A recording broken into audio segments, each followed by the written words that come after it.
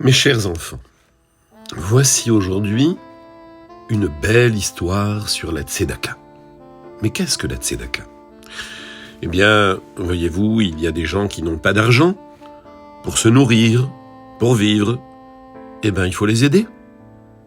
La Torah considère que c'est une très très grande mitzvah, une belle mitzvah. Oui, lorsque Hachem nous donne une fortune ou de l'argent, eh bien, on n'a pas le droit de le garder pour soi, comme ça, mais il faut le donner aux autres, ceux qui n'ont pas.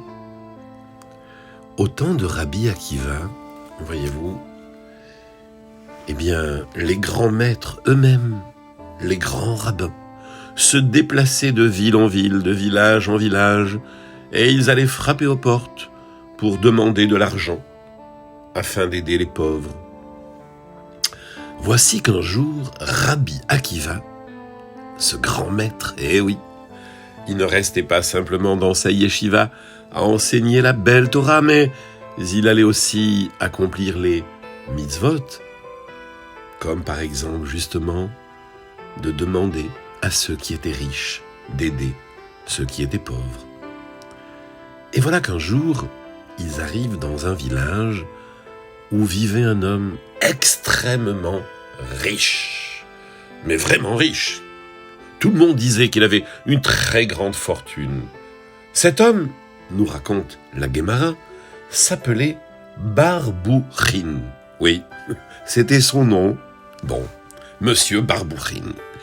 Et donc Rabbi Akiva décide d'aller avec ses amis, les autres rabbins, et puis quand ils arrivent devant la porte, et juste avant de frapper, ils entendent le papa, Monsieur Barbouchin, qui parle à son fils. « Bon, alors, tu vas aller au marché, hein, et tu vas acheter des légumes. »« Oui, papa, bien sûr, je vais faire comme tu me demandes. D'ailleurs, le marché va bientôt fermer, il est déjà 10 heures. »« Mais oui, justement. Alors, tu sais quoi ? Tu iras dans une petite demi-heure, c'est à ce moment-là qu'on vend les légumes les moins chers. Hein, d'accord ? Alors, comme d'habitude, tu prends des légumes, les moins chers qui soient, d'accord ? Même s'ils sont un petit peu abîmés, on essaiera de les récupérer. Et je suis sûr qu'avec maman, on va nous faire un plat. Et ce sera très bon. »« Oui, papa. Et les fruits ? Oh, les fruits, bon, si on a aussi de pas cher, alors achète aussi quelques fruits. » Étrange dialogue.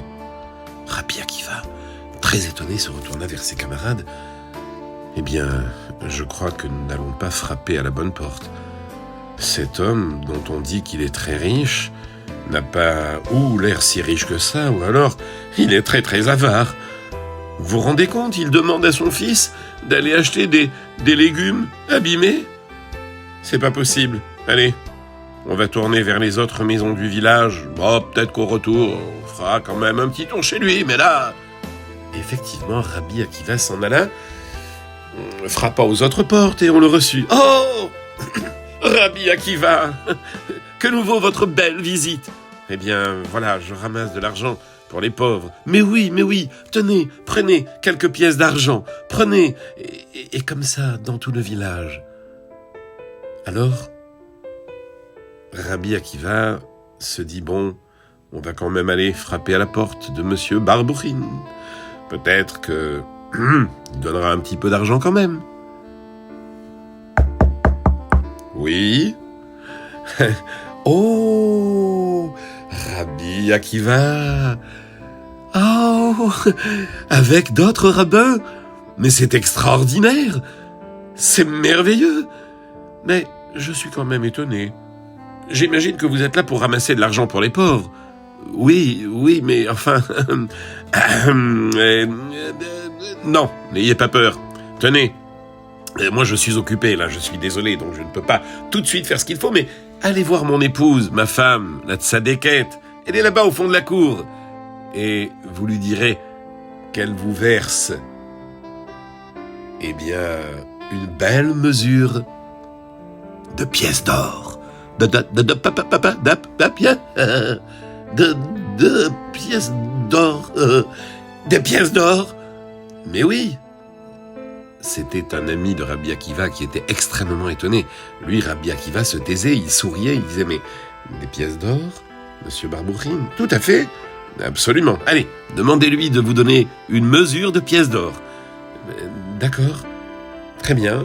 Et les sages se dirigèrent vers le fond de la cour où Madame Barbourine était là, accueillante, souriante. Oh, Kvod Arabanim, messieurs les rabbins, Rabbi Akiva, qu'est-ce qui me vaut l'honneur de votre visite? Eh bien, voyez-vous, votre mari nous envoie pour vous demander si vous pouvez remplir une mesure de pièces d'or.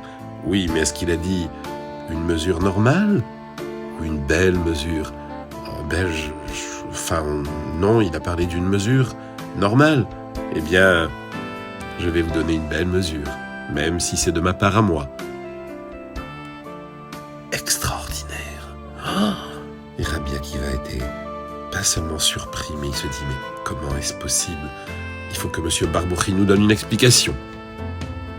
Monsieur Barbourine, votre épouse nous a très bien reçus. Merci.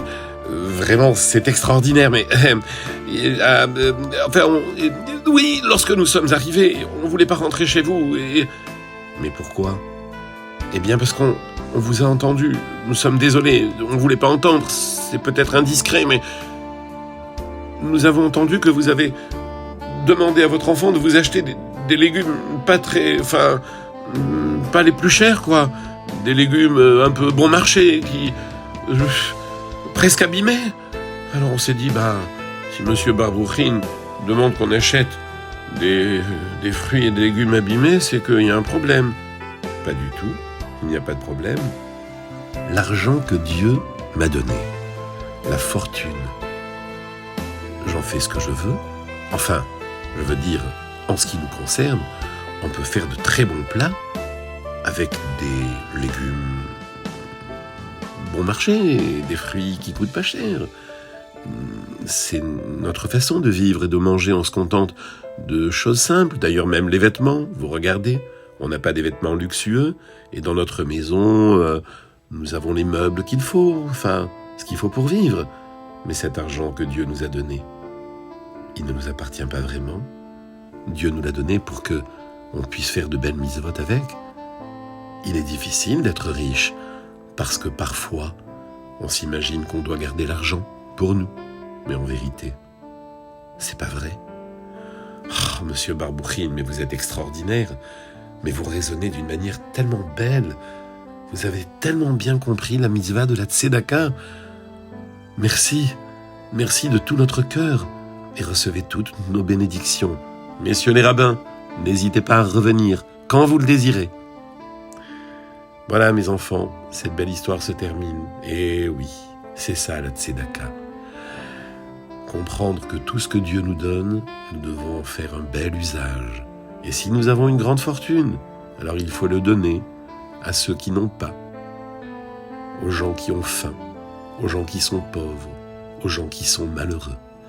Puissions-nous toujours avoir le mérite de réaliser la belle mitzvah de la tzedaka. Au revoir les enfants, à bientôt si Dieu le veut.